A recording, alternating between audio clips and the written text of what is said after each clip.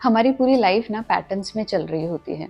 कभी लाइफ के किसी एरिया में कोई पैटर्न चल रहा है, कभी लाइफ के किसी एरिया में कोई पैटर्न चल रहा है, and we really want to break all those patterns. लेकिन क्या करें, कैसे करें, क्यों हम वापस सेम पैटर्न में चले जाते हैं, कैसे हम नया पैटर्न बनाएं और उसमें कंसिस्टेंट रहें, अपनी लाइफ में रिजल्ट लेकर आएँ। तो ये सब मैं आपको सिखाने वाली हूँ इस वीडियो में, तो बने रहिएगा। Hi guys, thank you for stopping by. Thank you for stepping into your own healing process, because we human being, we co-create, we cooperate, we co-regulate with each other. हमारी healing का इस humanity पर effect पड़ता है. So keep on doing your inner work, जो कि आप कर रहे हैं. अगर आप इस channel पर हैं तो obviously आप inner work and shadow work कर रहे हैं. तो आज का वीडियो है ऑन पैटर्न्स. आप अपनी लाइफ के डिफरेंट एरियाज में डिफरेंट पैटर्न्स देख रहे हैं. मैं कुछ पैटर्न्स अपने शेयर करना चाहूँगी ताकि आपको आइडिया लगे कि क्या होते हैं पैटर्न्स, कैसे उनका रिपीटेशन होता है ना, और कैसे वो आपकी लाइफ में ना प्रॉब्लम्स क्रिएट कर रहे हैं, एंड फर्स्ट ऑफ ऑल वो पैटर्न्स आते क्यों हैं. पहले जानते हैं पैटर्न्स आते क्यों हैं, क्यों बनते हैं हमारे लाइफ में ना पैटर्न्स इसलिए बनते हैं क्योंकि यूनिवर्स चाहते हैं कि there is something wrong, there is something जो कि अनहील्ड है, there is something which you have outgrown. मतलब जो चीज़ आपके आज काम नहीं आ रही है उसको आपको छोड़ना पड़ेगा. तो पैटर्न्स आपको अवेयर करते हैं कि लाइफ का ये एरिया है, यहाँ पर आपको इनर वर्क और शैडो वर्क करना है.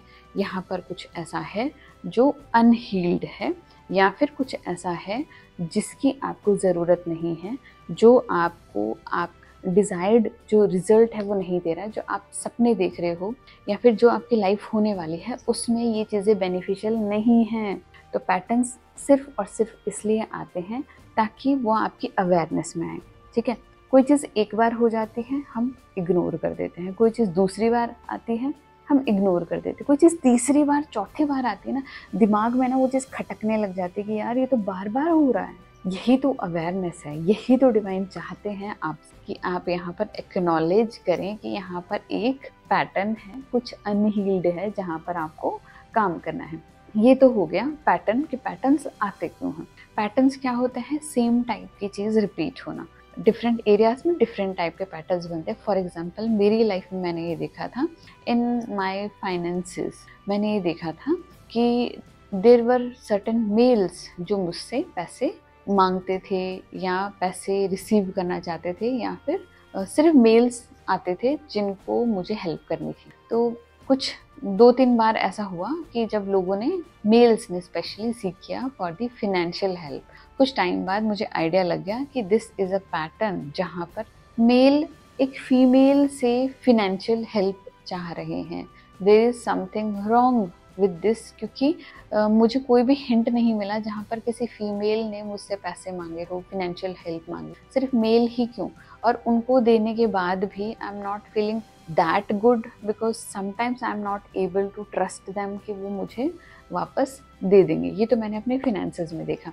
इसके अलावा रिलेशनशिप में भी ऐसा ही कुछ देखा मैंने, जहाँ पर मेरी ना मेल्स के साथ नहीं उतनी बनती, जहाँ पर मुझे कंपटीशन की फीलिंग आने लग जाती, जहाँ पर मुझे ऐसे लगने लग जाता कि they are not supportive of me, they are being in competition with me, they are not helping me, they are jealous of me. तो ये पैटर्न मैंने कुछ रिलेशनशिप्स में देखा, चाहे वो फ्रेंडशिप्स हो, चाहे वो ऑफिस का एनवायरनमेंट हो, चाहे मतलब कोई भी एरिया में. Since my childhood I have seen this. Third type का पैटर्न जो मैंने देखा ना, when I used to see any feminine female, है ना, एक फेमिनाइन विमेन को मैं देखती थी तो आई यूज्ड टू जज देम कि अरे यार इतनी हाई हील पहन के क्या करना है, स्पोर्ट शूज़ पहनने चाहिए ताकि फटाफट काम हो पाए. हाई हील में कितना स्लो ये चलती हैं, क्या मतलब है इस चीज़ का, क्यों इतना तैयार होना है, क्या इनका मोटो किसी फैशन शो में जाना है. यार हम कॉलेज जा रहे हैं, हमें पढ़ाई करनी है, हमें नंबर लाने हैं, हमें जॉब लगना है. मेरा कॉन्सेप्ट एक मैस्कुलाइन थिंकिंग बेस्ड कॉन्सेप्ट था, and those women were very very feminine. They were oozing out their femininity from them and they were enjoying, they were into pleasure. बहुत मज़े करती थी और उनका मज़ा ना मुझे खटकता था कि अरे यार कितना टाइम वेस्ट करती हैं यार, मतलब इनको ये नहीं करना चाहिए, उन्हें प्रोडक्टिव होना चाहिए। एक तो प्रोडक्टिविटी मेरे दिमाग में इतनी छाई हुई थी कि कुछ भी हो प्रोडक्टिव होना चाहिए, प्रोडक्टिविटी नहीं होती तो ये होता है वो होता है। And later on I realized कि ये चीज़ बार बार हो रही है मेरी लाइफ में और मैं बहुत ज़्यादा जज कर रही हूँ and it is creating chaos in my mind. वो इतना खुश कैसे हो सकती हैं जबकि इतना काम पड़ा है, वो इतना ईजी कैसे हैं जबकि उनकी लाइफ में उन्होंने कुछ भी सॉर्ट नहीं कर रखा। फोर्थ पैटर्न जो मैंने देखा, when I used to see people who are resting, taking ample amount of rest, या फिर मैं रेस्ट की जगह आलस से भी कहूँ तो laziness, when people are lazy, तो मुझे ना वो चीज़ बड़ी ट्रिगर कर देती कि यार कोई कैसे पड़ा रह सकता है।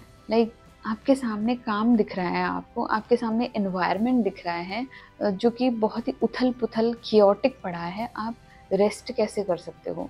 आप नहाए नहीं हो, आपने खुद को ग्रूम नहीं किया है, आप सो रहे हो या आप सुबह सुबह टीवी देख रहे हो या मूवी देख रहे हो। मेरे अंदर इस चीज़ को लेकर है ना बहुत ज़्यादा ना, एक कहूँ तो जजमेंट था कि आप लेज़ी नहीं हो सकते, यू शुड बी प्रोएक्टिव। पहले आप सारा कुछ अपना काम करो and then you are worthy of rest. तो इस तरीके की कुछ चीज़ें थी जो मेरे सामने आई एंड मैं जानना चाहूँगी कि आपकी लाइफ में किस टाइप के पैटर्न्स जो हैं रिपीट होते हुए आपने देखे हैं, और डिफरेंट एरियाज़ में मुझे बताइएगा कि डिफरेंट एरियाज़ में आपने किस टाइप के पैटर्न्स जो हैं या सिमिलर पैटर्न्स अगर आपने देखे हैं तो।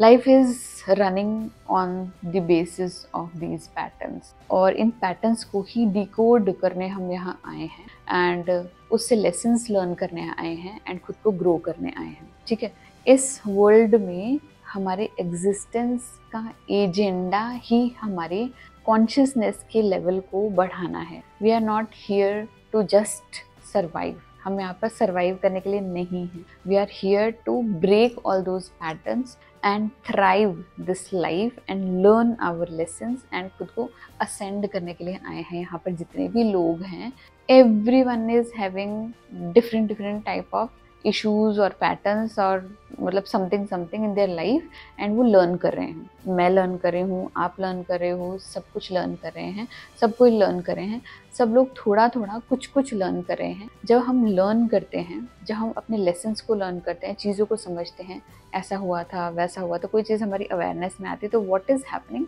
ये सारा कलेक्टिव डाटा जो है ना, कलेक्टिव डेटा, ये कहीं ना कहीं सेव हो रहा है। डिवाइन की कॉन्शियसनेस में हम ऐड ऑन कर रहे हैं। When we are learning, we are adding on our consciousness to the main data, जो कलेक्टिव कॉन्शियसनेस है, हम उसमें ये डेटा को ऐड कर रहे हैं। तो एक्चुअली डिवाइन हमें ये काम देते हैं कि हमें इन चीज़ों से क्या समझ आता है, क्या लेसन हम ले रहे हैं और हम उसको कैसे डील कर रहे हैं, ये सभी चीज़ें उनके डेटा में सेव हो रही है।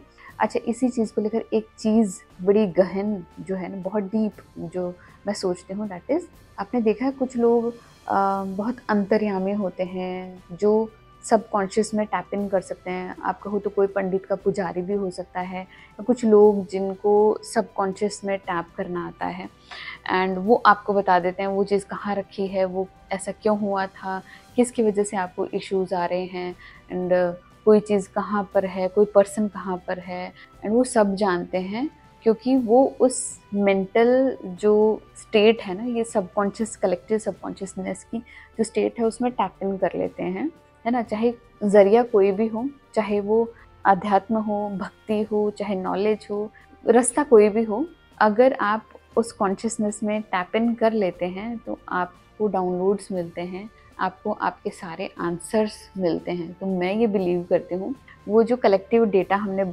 बनाया ना, हम सब ने मिलकर ऐड करके बनाया है।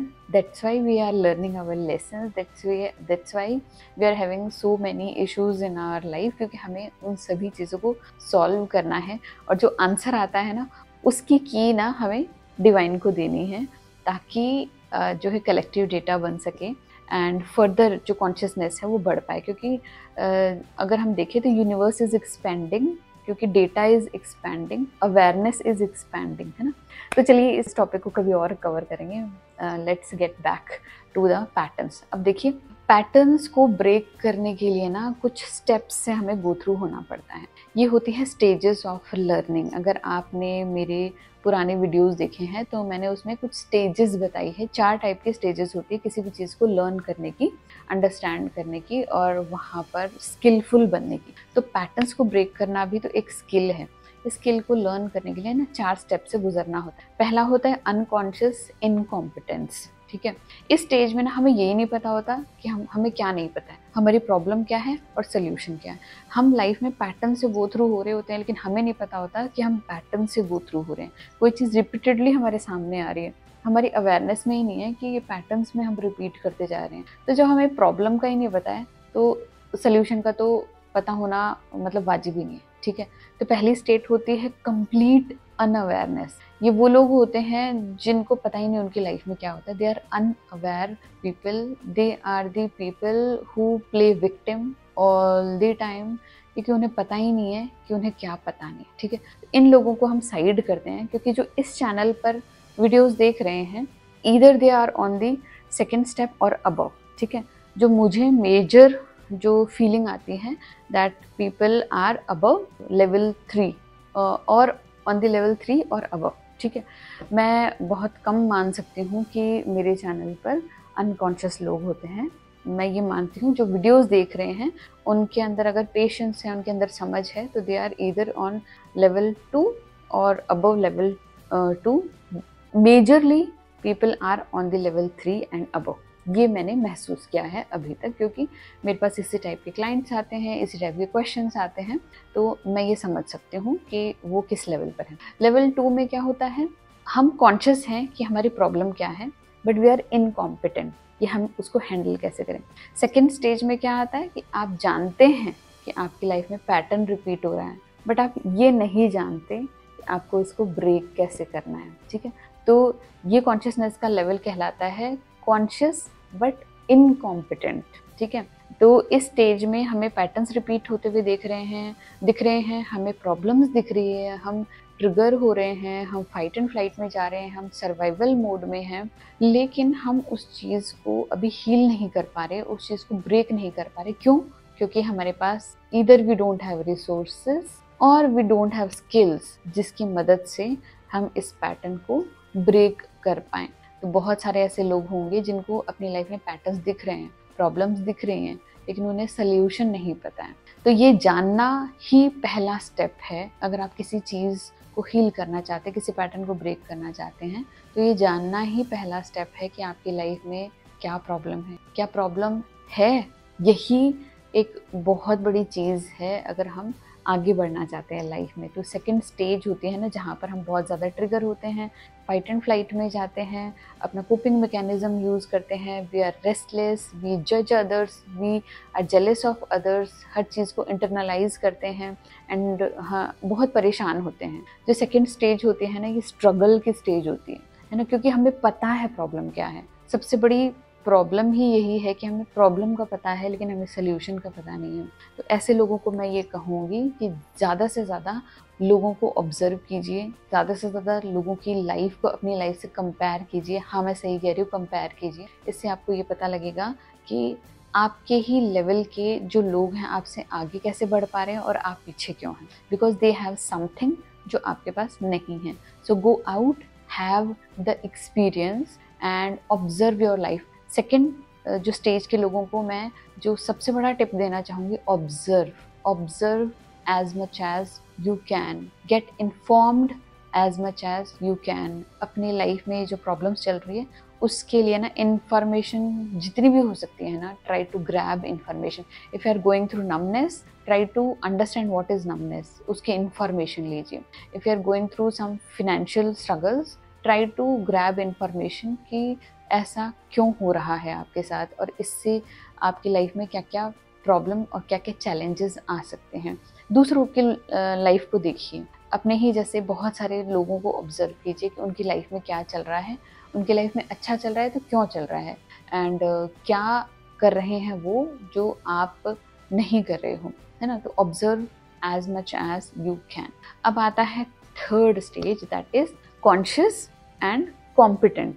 थर्ड स्टेज में ना हमें पता है कि हमारा जो पैटर्न क्या है, हमारी प्रॉब्लम क्या है, एंड हमें ये भी पता है कि सल्यूशन क्या है, ठीक है। तो यहाँ पर हमें सल्यूशन का भी पता होता है। जैसे कि मैंने आपको बताया कि जब भी मैं फेमिनाइन बीइंग्स को देखती थी, आई यूज्ड टू जज देम। तो जब मैंने इनर वर्क और शैडो वर्क किया, I just try to understand कि मेरे साथ क्या हो रहा है, क्यों हो रहा है। जब मैं सेकेंड स्टेज से इंफॉर्मेशन लेकर आई तो मुझे ये तो पता लग गया कि क्या हो रहा है, वो क्यों हो रहा है ना, उसका सल्यूशन क्या है। यहाँ तक तो मैं पहुँच गई। Third stage is all about having resources, having skills. लेकिन इस स्टेज की जो प्रॉब्लम है ना, वो ये है कि यहाँ पर पता होने से चीज़ें नहीं होती हैं, क्योंकि हम सिर्फ पता करने से अपनी लाइफ में चीज़ों को अप्लाई नहीं कर पाते। हमें थर्ड स्टेज में करना है repetition and application, application and repetition. अगर हमें पता है सल्यूशन क्या है, उस सल्यूशन को हमें अप्लाई करना है, लाइफ के हर एरिया में अप्लाई करके देखना है। जैसे मुझे ये पता चला कि I am into my masculine and मुझे फेमिनाइन बनना है, क्योंकि I am a feminine being, मैं एक फीमेल हूँ, ये फीमेल की बॉडी मुझे दी। अगर मैं इसमें फेमिनाइन एसेंस में रहूँगी तो there will be alignment, there will be a proper alignment and I can stay happy. लेकिन अगर मैं फीमेल की ही बॉडी में मैस्कुलाइन एनर्जी में रहूँगी तो एक मिसअलाइनमेंट होगा।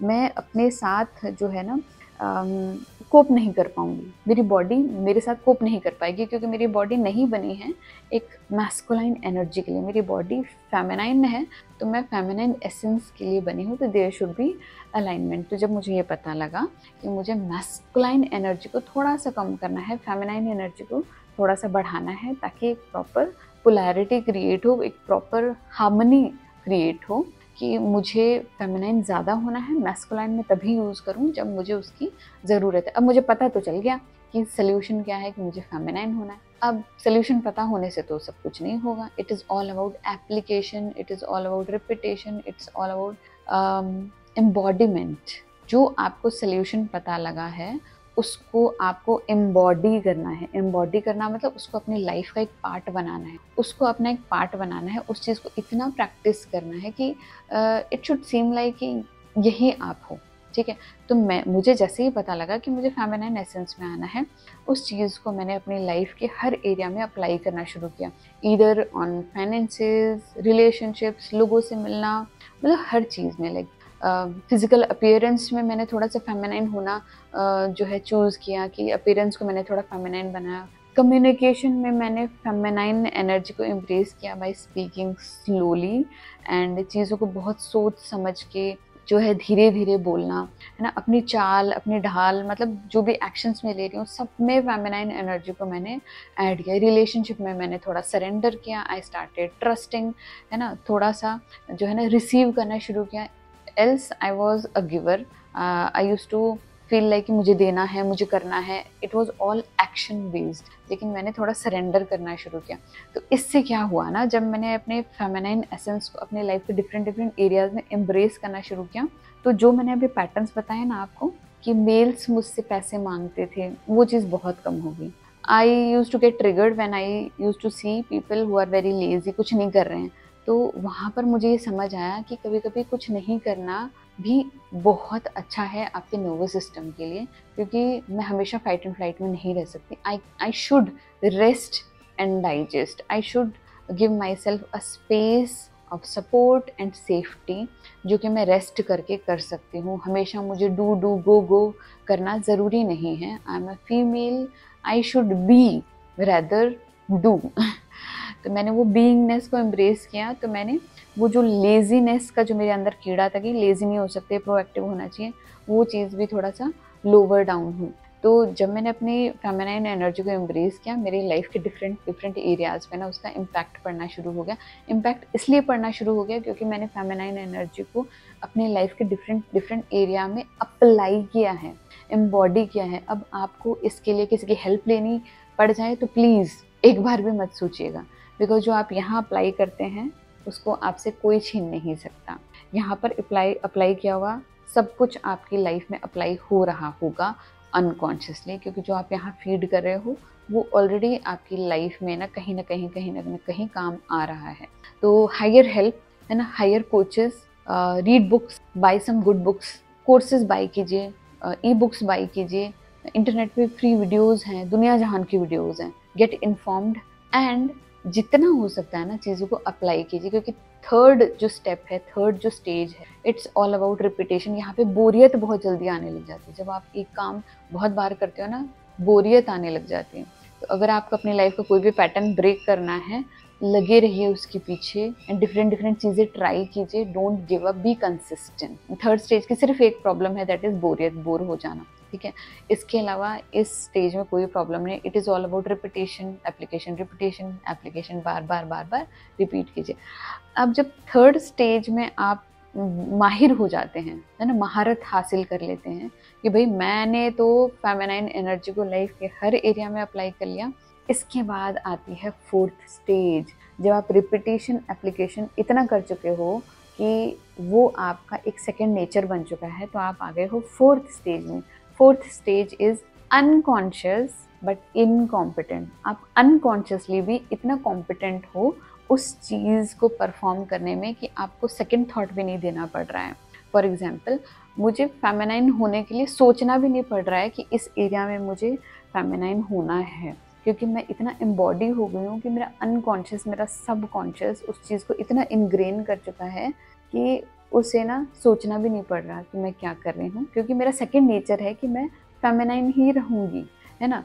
चाहे मैं उसके बारे में सोचूं ना सोचूं, अनकॉन्शियसली जो मेरे साथ हो रहा था, जो कि हम फर्स्ट स्टेज में भी देख सकते हैं कि अनकॉन्शियसली हम चीज़ें कर रहे हैं, लेकिन हमें ये नहीं पता था हम क्या कर रहे हैं, क्योंकि हमें उस चीज़ का सोल्यूशन भी नहीं पता था। लेकिन ये जो फोर्थ स्टेज है ना, इसमें भी हम अनकॉन्शियसली कर रहे हैं, बट हम वो सारी चीज़ें कर रहे हैं जो हमें एम्पावर करती है, वो सारी चीज़ें जो हमें पैटर्न से बाहर निकाल के हमारी लाइफ में हमें ग्रो करवाने में और आगे बढ़ने में हमारी हेल्प कर रही है।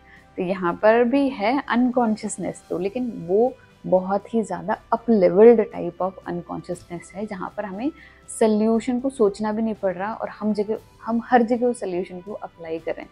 आई होप आपको 4 स्टेजेस पता लगी होगी आपको पैटर्न कैसे ब्रेक करना है। पहली तो अनकॉन्शियस स्टेज होती है जिसमें आपको पता ही नहीं कि प्रॉब्लम क्या है, ठीक है। सेकेंड वाले में आपको प्रॉब्लम पता है बट आपको उसका सोल्यूशन नहीं पता, आपको नहीं पता आपको क्या करना है। तो यहाँ पर स्ट्रगल, पावर स्ट्रगल चलता रहता है, इनर कॉन्फ्लिक्ट चलता रहता है ना, fight and flight, coping mechanism, judgement, jealousy चलती रहती है। थर्ड स्टेज में आपको पता है प्रॉब्लम क्या है, तो आपको उसका सोल्यूशन भी पता है, बट प्रॉब्लम ये है कि बोरियत आने लग जाती है। और इस स्टेज में हमें ना maximum time, maximum energy, maximum spending करनी है, ठीक है। जितना हो सकता है पैसा यहाँ लगाओ, जितना हो सकता है टाइम यहाँ लगाओ, एनर्जी यहाँ लगाओ, क्योंकि this is the basic stage. जिसके बाद जो है next stage, like being skilful होना बहुत आसान हो जाएगा।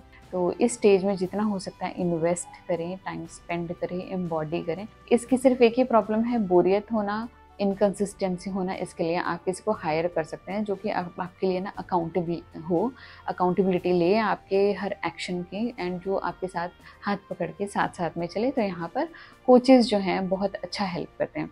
और लास्ट की स्टेज है जो कि बहुत ही ब्यूटीफुल होती है, जहाँ पर अनकॉन्शियसली ही हमें सल्यूशन पता है और अनकॉन्शियसली ही वो सल्यूशन हर जगह अप्लाई हो रहा है। तो आई होप ये 4 स्टेजेस आपको अच्छे से समझ आई और हर स्टेज में आपको क्या करना है वो भी समझ आया। अच्छा, फोर्थ स्टेज की एक बहुत ही इंटरेस्टिंग बात बता दूं। जब आपको ये पता है ना कि आपको क्या करना है, प्रॉब्लम का सल्यूशन अपने आप ही अप्लाई हो रहा है, इस स्टेज में अब आपका काम बन जाता है जो आपने सीखा ना वो आप दूसरों को सिखाएं, ठीक है। क्योंकि डिवाइन ने आपको यहाँ तक पहुँचा दिया है, तो ऐसे ही नहीं पहुँचाया, आपको गिव एंड टेक करना पड़ेगा। अगर आपने कुछ लिया है आपको वो देना पड़ेगा। तो फोर्थ स्टेज में अब आपको इतना रिस्पॉन्सिबल बनना है, जो आपने सीखा है वो आप दूसरों को सिखाएं। तो मिलते हैं ऐसे इंटरेस्टिंग वीडियो में, तब तक के लिए बाय।